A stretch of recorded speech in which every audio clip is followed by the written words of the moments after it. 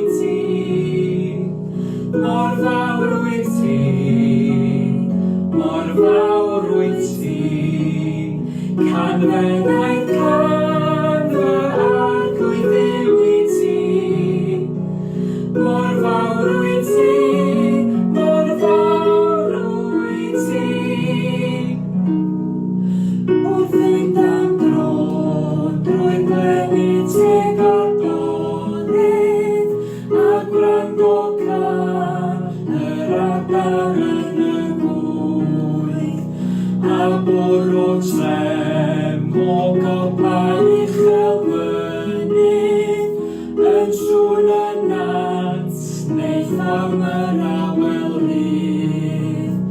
Canfennau can fy arglwydd yw I ti, mor fawr wyt ti, mor fawr wyt ti. Canfennau can fy arglwydd yw I ti, mor fawr wyt ti, mor fawr wyt ti. Pan ddaw i'm cof I ddiw roi fam heb aberth, a'i roi yn iawn, ti fod ti ddeall hyn. A groeso I fod yn dwyn fy maich i'r gwared, I faddau mai rhoi sef ei waed ei hun. Canfennau can fy arglwydd yw I ti, mor fawr wyt ti, mor fawr wyt ti. Canfennau can fy arglwydd yw I ti, mor fawr wyt ti, mor fawr wyt ti. Pan ddil y Crist a blwydd y fuddugoliaeth, am dwyn I dreth o'r llawen fydda fi. Ymgrymu yn olaf y parchedigaeth, gan ddatganbydd fy niw mor fawr wyt ti. Canfennau can fy arglwydd yw I ti, mor fawr wyt ti, mor fawr wyt ti. Canfennau can fy arglwydd yw I ti, mor fawr wyt ti, mor fawr wyt ti. Canfennau can fy arglwydd yw I ti, mor fawr wyt ti, mor fawr wyt ti. Canfennau can fy arglwydd yw I ti, mor fawr wyt ti, mor fawr wyt ti.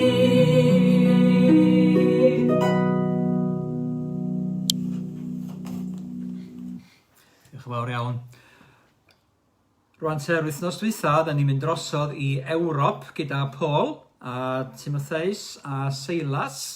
Ac yr wythnos yma, maen nhw wedi trafeilio dipyn yn y fan honno, wedi croesi drosodd o Troas I Macedonia. Ac wedi mynd drwy'r ardaloedd yna, drwy Philippi, wedi bod yng Ngharchar yn Philippi. Ac wedi cael ei gollwng oddi yno yn rhyfeddol ar carcharwr wedi dod a'i holl deulu I gredu'n yr arglwydd Iesu Grist, wedi bod yn Thessalonica, wedi bod yn ymresymu hefo pobl yn Berea. Ac yno, yn actau 17, dwi'n meddwl, da ni'n cael gweld yr bobl oedd yn chwilio'r ysgrythurau I weld oes oedd y pethau roedd Paul yn ei ddeud wrthyn nhw yn wir. Ac mae hynny'n bwysig I ni fel Cristnogion bod ni'n chwilio yn y Beibl am yr hyn sydd yn wir ac I brofi yr hyn mae pobl yn ei ddeud wrthon ni. Ac nesa wedyn, mae Paul yn dod yn ei flaen ar ben ei hun, yn mynd yn ei flaen ac yn dair I fynd I Athen. Mae wedi clywed sôn am Athen, siŵr o fod, ac yn gallu siarad I hiaith nhw, siarad Groeg yn y fan honno. Falle bod rhai ohonoch chi yn edrych ymlaen am fynd ar eich gwyliau. Mae Nan, dwi'n meddwl, wedi trefnu gwyliau ar yn cyfernu mis Awst. I ni gael mynd yn yr camperfan lle dyn ni'n cael mynd, Nan? Harlech. Neis iawn. Hyfryd, dydy gwir. Hyfryd ar lan y môr. Dyn ni'n colli lan y môr. Wedi bod yn aros yma yn yr ardal yma I hardded dros y misoedd diwethaf yma. Dwi'n yn gwybod be fydd hanes Athen, roedd y papur ddoe yn dweud bod na confusion as UK travellers remain banned from Greece, Australia and New Zealand. Felly, falle na fydd Athen ddim yn ddi, ond ni yn gobeithio bod yna bobl yn cael dod adre o Australia. Ac bydd yna rhywfaint o fynd a dod eto yn digwydd a'n merch ninne yn dod adre o Australia yn mis Awst. Ond fe awn ni i Athen yn Actau penod 17 ac fe gawn ni weld yn y fan honno sut mae Paul yn mynd ati i godi pontydd hefo'r bobl yna nad oedd ganddyn nhw ddim gwybodaeth am yr ysgrythurau Iddewig. Oedd mewn diwylliant arbennig ei hunain ac oedd hefyd yn bobl tra crefyddol ac mi newn ni sôn am hynny yn y man. Felly, dewch i ni fynd at yn darlleniad yn y fan yma. Actau penod 17 o ganol y benod ac yn ddiolchgar iawn i Harry Bryn a Francis sydd yn darllen ar yn cyfer ni y bore yma. Y darlleniad o'r Actau 17 adnodau 15 i 34. Daeth Hebryngwyr Paul ac i Athen ac aethant oddi yno gyda gorchymyn i Silas o Timotheus ddod ato cyn gyntaf y gallent. Tra'r oedd Paul yn ei disgwyl yn Athen, cythriddwyd i ysbryd ynddo wrth weld y ddinas yn llawn ei lunod. Gan hynny, ymresymodd yn y synagog ar ei ddewon ac ar rhai oedd yn addoli Duw, ac yn ysgwar bob dydd a phwy bynnag y fyddai yno. Yr oedd rhai o'r athronwyr yn epicwriaid a stowiciaid, yn datblyg hefyd, a rhai yn dweud, beth yn y byd mae'r clebryn yma yn mynd i ddweud. Meddai eraill, a mae'n ymddangos ei fod yn cyhoeddi diwiau dieithr, oherwydd cyhoeddi'r newydd da am Iesu yr atgyfodiad yr oedd. Cymerasant afael ynddo a mynd ac at yr Areopagus, gan ddweud, a gawn ni wybod beth yw'r ddysgeidiaeth newydd yma a dreithir gen i ti. Oherwydd yr wyt yn dwy'n i'n cliw ni rhyw syniadau dieithr, yr ydym yn dymuno cael gwybod felly beth yw ystyr y pethau hyn. Nid oedd gan neb o'r atheniad na'r dieithriad oedd ar ymweliad ar lle amser i ddim arall, ond i adrodd neu glywed y peth diweddaraf. Safodd Paul yng nghanol yr Areopagus ac meddai, bobl Athen, yr wyf yn gweld ar bob llaw eich bod yn drach rewyddgar. Oherwydd, wrth fynd o gwmpas ac edrych ar eich pethau cysegredig, cefais yn ei plith allor ac arni'r ysgrifenedig, i ddiw nid adweinir. Yr hyn, yntau yr ydych chwi'n ei addoli heb ei adnabod, dyna'r hyn yr wyf fi'n ei gyhoeddi i chwi, y Duw a wnaeth y byd a phopeth sydd ynddo. Nid yw ef ac yn tain arglwydd neb a deiar, yn preswylio mewn temlau o waith llaw. Ni wasneithir e'r chwaith a dwylo dynol, fel pe bai arno angen rhywbeth, gan mai ef ei hun sy'n rhoi i bawb fywyd ac anadl ar cwbl oll. Gwnaeth ef hefyd o un dyn, yr holl genhedlaeth, i breswylio ar holl wyneb y ddeiar, gan osod cyfnodau penodedig a therfynau eu preswylfod. Roeddent i geisio Duw, yn y gobaith y gallent rhywfodd yn balfalu amdano a'i ddarganfod. Ac eto, nid yw ef nepell oddi wrth yr un ohonom. Oherwydd ynddo ef yr ydym yn byw ac yn symud ac yn bod. Fel yn wir, y dywedodd rhai o'ch beirdd chwi. Canis ei heiliogaeth ef hefyd ydym ni. Os ydym ni felly yn hiliogaeth Duw.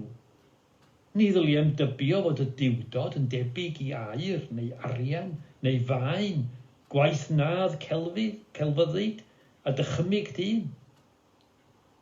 Yn wir, edrychodd Duw heibio i amserau am wybodaeth. Ond y nawr y mae'n gorchymyn i bawb ym mhob man wedi farhau. Oblegid gosododd ddiwrnod pryd y bydd yn barnu'r byd mewn cyfiawnder, trwy wr a benododd, ac fe roi sicrwydd o hyn i bawb trwy atgyfodi ef oddi wrth y meirw. Pan glywsant am atgyfodiad y meirw, dechreuodd rhai wawdio. Ond dywedodd eraill, cawn dy wrando ar y pwnc hwn rhywdro eto. Felly, aeth Paul allan o'i misg. Ond ymlynodd rhai pobl wrtho a chredu, ac yn ei plith Dionysius, aelod o lys yr Areopagus, a gwraig o'r enw Damaris, ac eraill gyda hwy.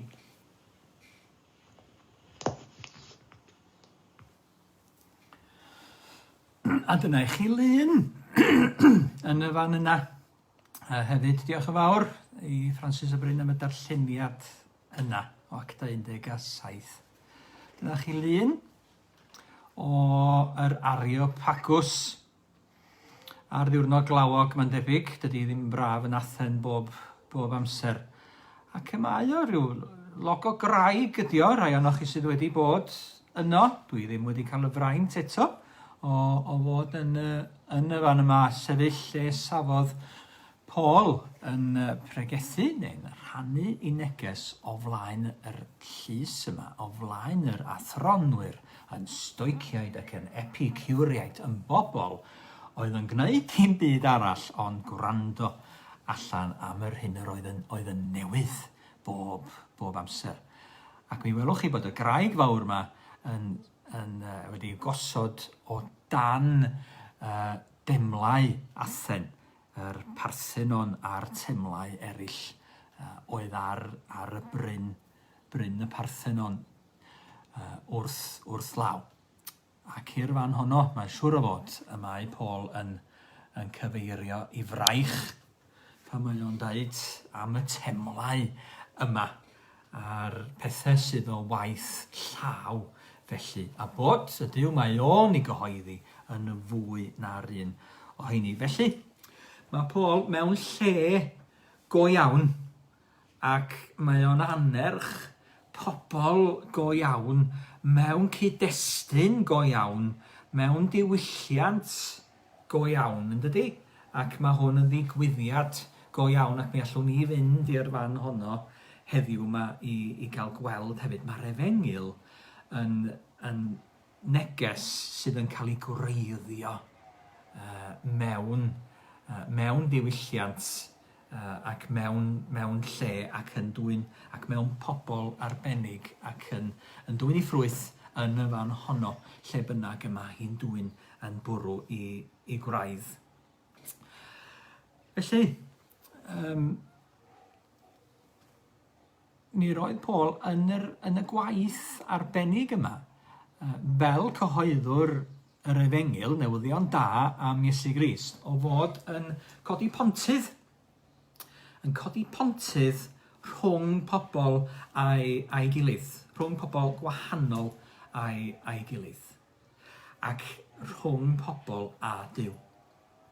A dyn ni'n meddwl yn y dyddiau ninau rwan, chi'n bod bod nifer o bobl a bod llawer o bobl wedi cael eu pegynnu i wahanol lefydd oherwydd bod nhw'n wahanol i gilydd, oherwydd bod nhw gennyn nhw ofn i gilydd, oherwydd bod yna furiau rhwngthyn nhw.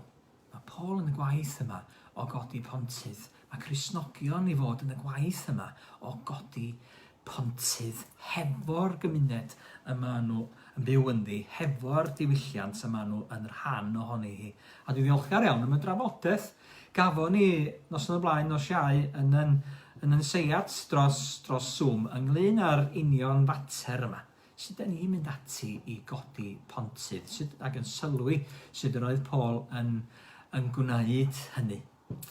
Mae o wedi bod yn yr farchnadfa, neu'r agora, fel oedd y lle yn cael ei alw, lle oedd yna lawer o fynd a dod, mwy o bobl, wel, dwi'n yn gwybod os oedd yna fwy o bobl na sydd yn dod i farchnad yr Wyddgrug, oherwydd rhyw boblogaeth o 10,000 oedd yn Athen ar y pryd. Rhywbeth yn debyg i'n tre fach ni.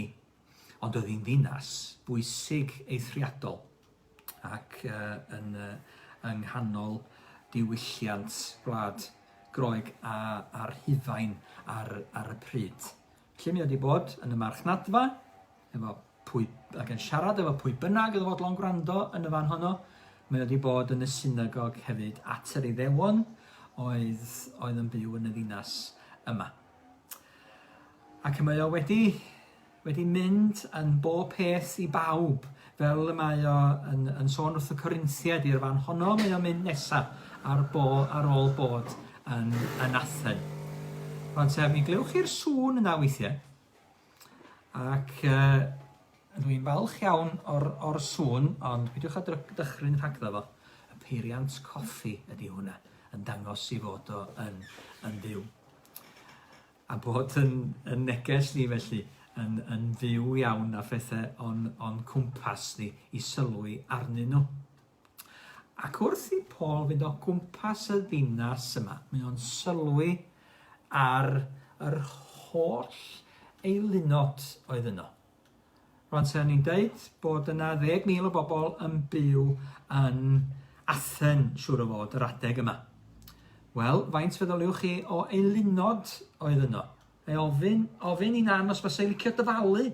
Faint wyt ti'n meddwl o eilunod oedd wedi'w gosod i fyny yn Athen y dyddiau hynny wyt ti wedi bod yno? Unrhyw guess? 500 o eilunod. Uwch o lawer na hynny. Mi roedd yna reisio, ti fydd eitha ti? Faint o eilunod? Oedd yna 30,000 o eilunod yno. Felly, reisio graddfa o 1 i 3, neu 3 eilun am bob un dinesydd yn Athen. Felly mae Paul yn sylwi yn dydi ar y peth mwyaf amlwg yn y fan yna, yng nghanol y dref yna. Oedd o'i cwmpas nhw i gyd ac yn dylanwadol arnyn nhw, ac oedden nhw yn cymryd yn caniataol felly o'i cwmpas nhw'r eilunod yna i'r gwahanol dduwiau i gyd oedd gan y groegwyr, 12 prif dduw.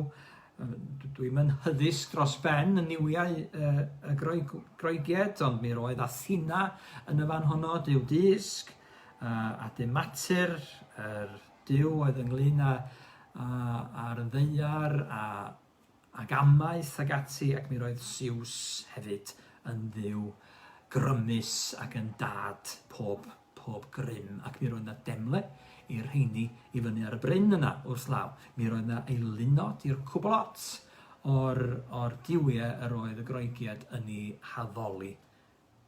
Ac mi roedd yna 10,000 ar 20 ohonyn nhw. Ac yn eu plith nhw, mae Paul yn sylwi ar un delw yn arbennig, neu un allor yn arbennig. Ac os gwelwch chi'r llun yma, mi'n meddwl bod hwn yn lun o allor, os nad yr allor, yna'n allor tebyg i'r hyn y welodd Paul. Yn allor penodol wedi osod, nid i dduw penodol, ond i'r diw nid adweinir. I'r diw nad oedden nhw ddim yn ei adnabod nac wedi'w ddarganfod eto. Yn dduw felly, oedd yn dduw rhagofn bod na dduwiau eraill ar ben yr holl rai roedden nhw yn ei haddoli. Roedd o'n dduw wrth gefn felly. Roedden nhw'n ei gadw yn insiwrans. Ac felly, ydyn ni'n meddwl, chymod ai pobl felly, ydyn ni'n gallu bod weithiau yn cadw Duw wrth gefn, yn talu ryw rogaeth, bychan iddo fo, yng nghanol bob dim arall, ond heb bod yn rhoi yn hunain yn llwyr iddo. Felly mi welwn ni, chymod, Paul yn cyfarfod pobl lle y maen nhw. Lle bynnag mae pobl yn fodlon gwrando. Ac mi rydyn ni'n cael yn galw hefyd i fod yn cyfarfod pobl yn y man ac y maen nhw. Lle mae pobl yn fodlon gwrando ac yn fodlon cyfathrebu hefo ni, yn fodlon dod i berthynas ac yn fodlon dod i glywed am Dduw ac am Iesu Grist. A dyn ni fodlon pontio fel hyn. Dyn ni'n ymdrechu bontio fel eglwys, fel Cristnogion, oherwydd bod ni'n addoli Duw sydd yn pontio. Duw sydd wedi pontio rhyngom ni ag ef ei hun yn Iesu Grist. Drwy fawr ymdrech wedi trigarhau wrtho ni ac wedi pontio rhyngom ni yn Iesu Grist. Dyna sut mae o yn dangos i gariad tuag ato ni. Dyna sut y dylen ni'n hefyd dangos cariad tuag at eraill, bod ni'n pontio hefo nhw, bod ni'n cymryd diddordeb ynddyn nhw ac yn eu byd nhw ac yn eu diwylliant nhw yn ogystal. Achos mae hi mor hawdd yn dydi. Aros yn yn bocs, yn yn blwch bach yn hunain a meddwl, wel, dwi'n iawn yn y fan yma. Mae'n mynd i gymryd gormod o ymdrech i mi ddeall byd a chefndir y person acw sydd yn wahanol i mi yn y fan acw. Cymryd gormod o ymdrech i mi fynd i ati i gyd ymdeimlo a'i safbwynt nhw ac a'i sefyllfa nhwthe. Ond fel y mae Duw yn dod atom ni ac yn pontio hefo ni, fel y mae Paul yn dechrau lle mae pobl eraill. Dechrau o'r fan ac y man nhw. Felly y dylen ni'n hefyd dechrau o'r man ac y man nhw. Cyfalle, nad ydy pobl ddim yn gyfarwydd ar hyn da ni'n gyfarwydd. Ag o. Falle bod nhw ddim yn canu'r un caneuon. Falle bod nhw ddim yn gwylio'r un ffilmiau. Falle bod nhw ddim yn darllen yr un llyfrau, ddim yn siarad yr un iaith, ddim ar un rhestr o flaenoriaethau yn ei bywydau. Ond mae yna alwad ar i ni ddechrau deall beth ydy diwylliant pobl eraill ac o lle maen nhw'n dod ac mwyn dangos diddordeb ynddyn nhw yn y fan yna a dechrau o'r man ac y man nhw. A dyna roedd Paul yn ei wneud, gan wybod bod yr rhain yn drach rybyddol, gan wybod bod yr rhain yn hoffi clywed pethau newydd. Dydy o ddim wrth gwrs yn cyhoeddi Duw newydd iddyn nhw. Mae o'n cyhoeddi Duw y nefoedd iddyn nhw. Yr hwn a gyhoeddwyd yn yr Hen Testament i genhedloedd o gwmpas yr dwyrain canol yn y fan yna ac yr oedd brenhinoedd Babylon yn dod i ymddiried yn Duw y nefoedd yn y fan honno. Ond mae o yn mynd ati i gyhoeddi y Duw yma sydd i weld yn amlwg o'i cwmpas nhw yn yr greadigaeth. Ac mi allwn ni gochwyn yn y fan honno. Os ydy pobl yn credu yn Duw, ac mi hoffwn ni'n ofyn i chithau. Mi rydych chi'n bobl sydd yn credu yn Duw, dwi'n cymryd. Mae hynny dyn ni'n cymryd pethau yn ganiataol felly. Ond, does ddim rhaid i ni gymryd pob peth yn ganiataol oherwydd, nôl ystadegau diweddar, hanner y boblogaeth ydych chi a fi sydd yn credu mewn Duw, mewn bod goruwch naturiol sydd yn llywodraethu bob peth o'n cwmpas ni, sydd yn ysbrydol yn ei hanfod felly. Ac felly, y mae hanner y boblogaeth, dyn nhw ddim yn credu yn Duw.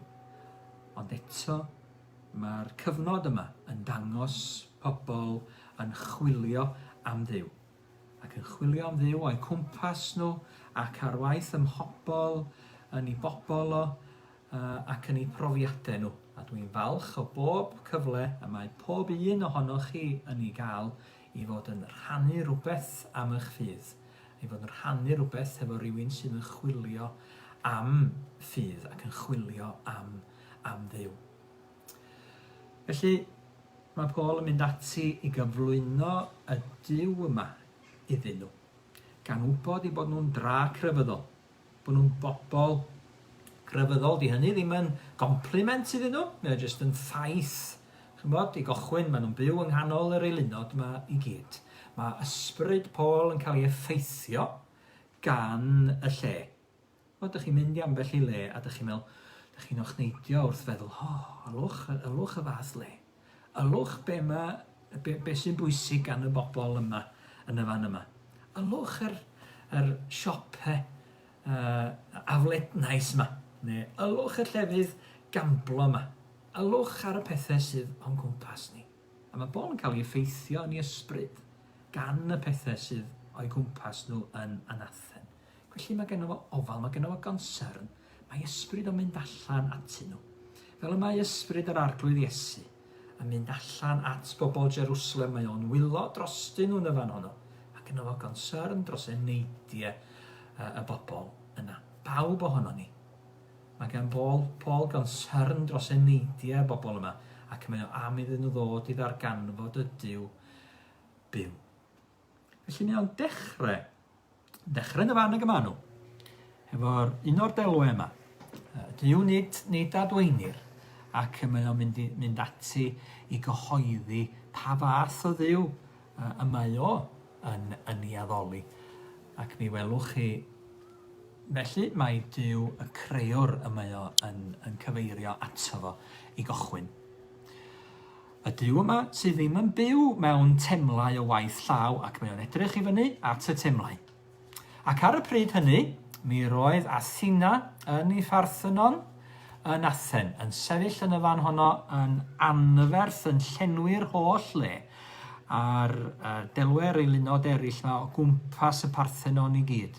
Maen nhw wedi cael eu bachu a'i dwy'n bellach, a mae'n lot ohonyn nhw yn yr amgueddfa Brydeinig yn Llundain felly, a gofyn amdanyn nhw yn ôl.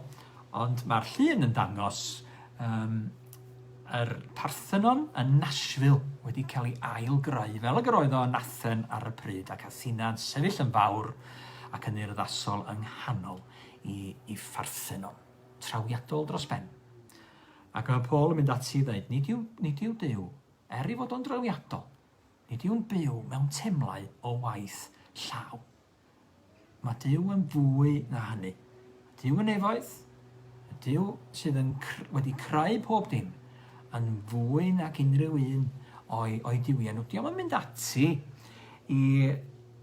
oherwydd bod o wedi gynhyrfu i fod, fel mae Oliver Cromwell yn neud yn ei gyfnod i fod yn smasio'r delwau, yr iconoclast felly, yn ei malu nhw, ac yn dweud, chewch chi monyn nhw, ac yn ei hel nhw ddari i plints, ond mae o yn mynd ati i gyhoeddi Duw sydd yn fwy na'r rhain i gyd.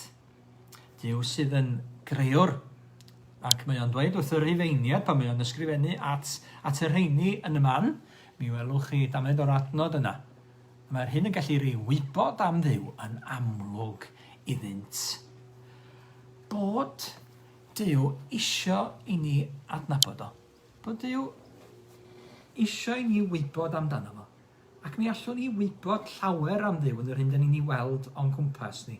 Mi fydda i yn rhyfeddu at y pethau yma, sydd wedi'w hailbotio yn degeiriannau, ac at yr blodau yma yn ei manyldeb a'i perffeithrwydd rwsyd a'i prydferthwch.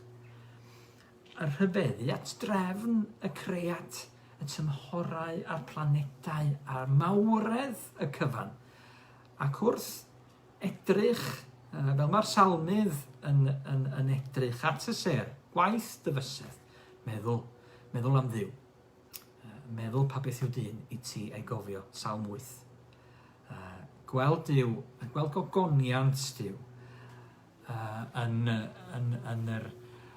cael ei adrodd yn y nefoedd ac yn yr hyn oll dyn ni'n ei weld o'n cwmpas. Mae posib gweld ôl llaw Duw yn y pethau yma o'n cwmpas i gyd.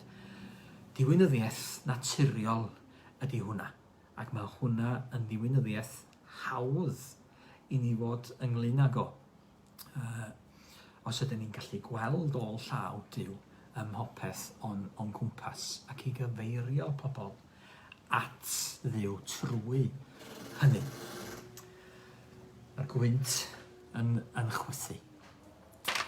Ond mae Duw eisiau ni wybod mwy amdano fo, na i fod o'n Dduw y creuwr yn unig. Mae Duw eisiau ni i'w adnabod o, ac mae gan Paul hyder yn y Duw yma, sydd yna nepell oddi wrth yr un ohonom ni. Medde fo, gan ddyfynu o feirdd yr bobl Athen. Dydy o nepell oddi wrth yr un ohonom ni, mae o yna i'w geisio, ond mi rydych chi'n ymbalfalu amdano fo. Mae pawb mewn tywyllwch yn ymbalfalu amdano fo, heb i fod o'n mynd ati i ddatguddio ei hun iddo fo. Felly, dyn ni'n god i weld i fod o'n Dduw sydd yn creu, sydd yn cynnal ni fel ei blant, sydd am i ni i'w adnabod o hefyd. Ac mae o'n Dduw,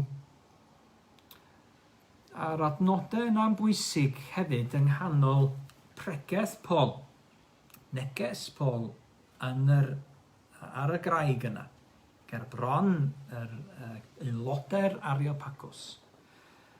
Mae o'n Dduw sydd yn dad i'r greadigaeth ac i bawb drwy'r greadigaeth i gyd. O un gwaed y gwnaeth fe pob cenedl y ddynion a'r wyneb y ddaear, meddai Paul wrthyn nhw. Doedd o ddim yn gwybod i'n byd lawer am blood types adeg ynny. Ond mi roedd o'n gwybod am Dduw, ac mi roedd o'n gwybod beth y Beibl yn ei ddeud. Ac mi roedd o'n gwybod am Dduw yn creu dyn a dynes, dynoliaeth ar ei lun a'i ddelw ef ei hun. A phob dyn a dynes wedyn wedi tarddu o'r rheini. Dyna mae o'n ei gyhoeddi ac yn dweud bod ni'n un. Bod ni'n un o dan Dduw. A bod ni'n un wedyn yn cael ein huno yn Iesu Grist.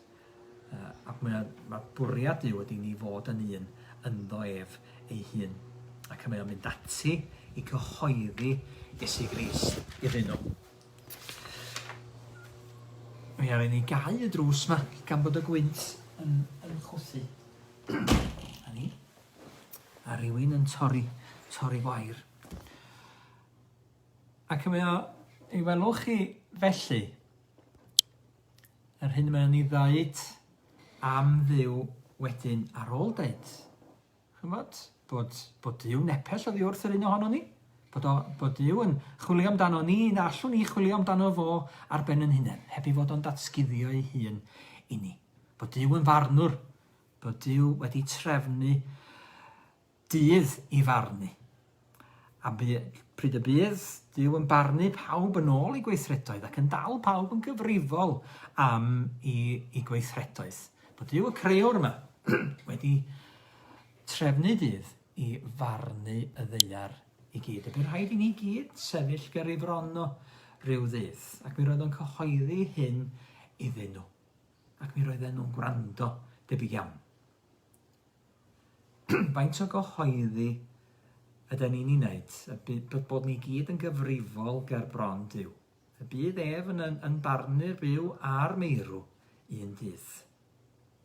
A'r unig beth bydd yn sefyll bryd hynny, bydd nid yn cyfiawnder ni'n hunain, nid beth a wnaethom ni, ond pwy dyn ni wedi ymddiried yn hunain iddyn nhw. Ydyn ni wedi ymddiried yn hunain i'r un sydd yn gyfiawnder ynddo ei hun, sydd yn gyfiawnder Duw wedi'w rannu hefo ni yn ei fab Iesu Grist. Ac mae o'n cael sôn yn fyr am y dyn yna.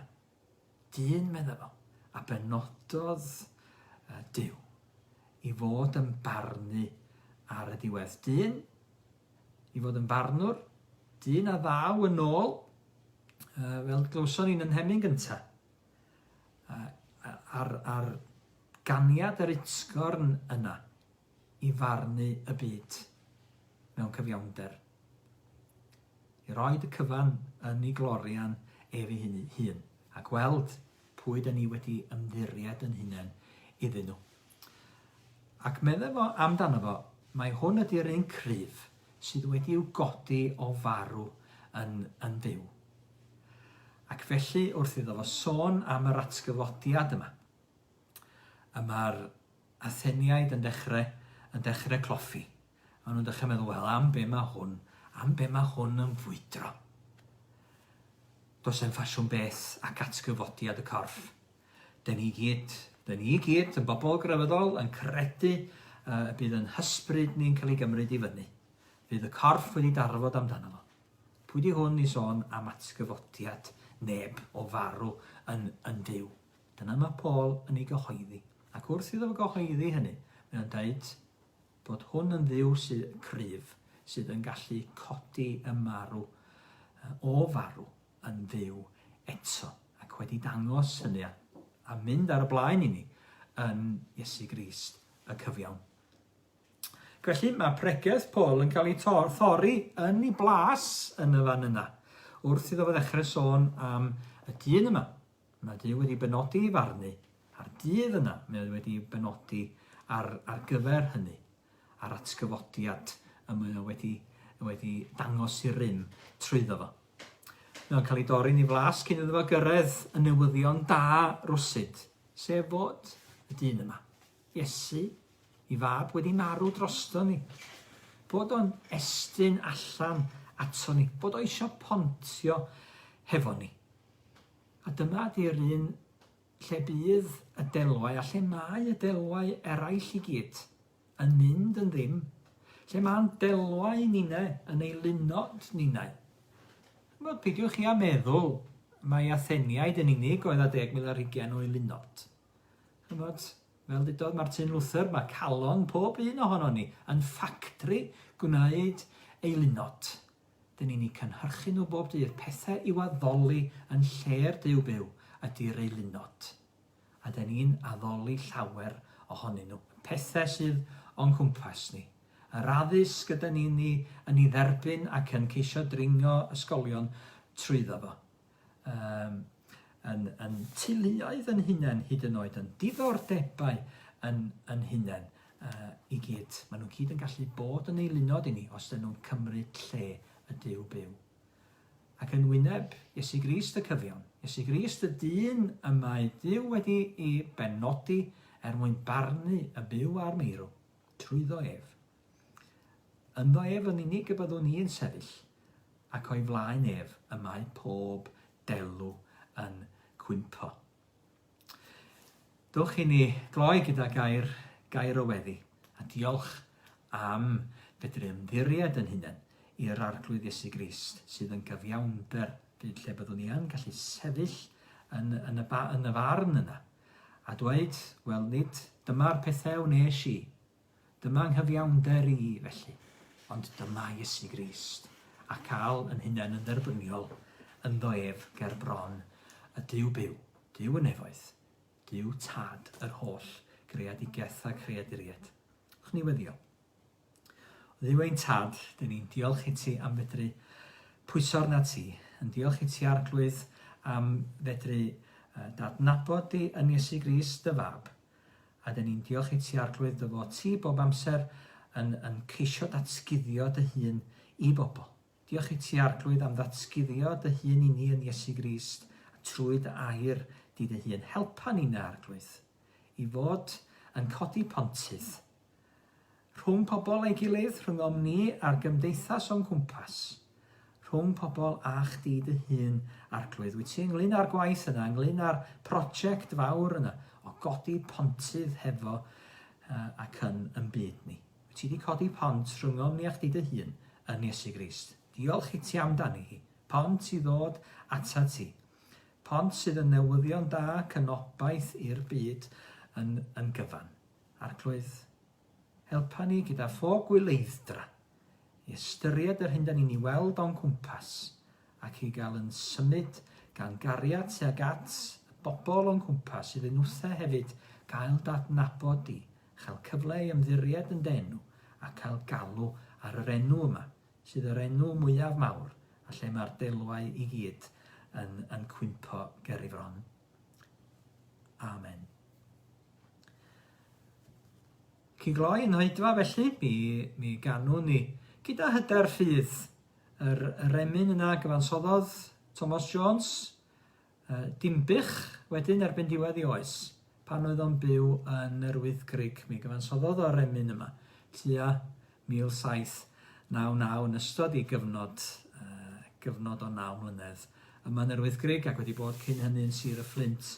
Wrth gwrs, gawn ni gyfle i chanu hi eto yn y cymanfa heno yma, a gobeithio'ch gweld chi yn y fan honno.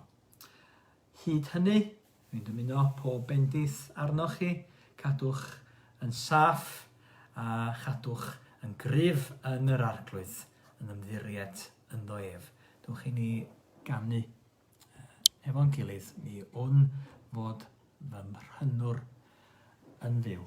Rhif 547 yn yn llyfrau emynau. Cerf y malirio yn y bedd, medde fo. Cai weled ef eto yn fy nghnawd.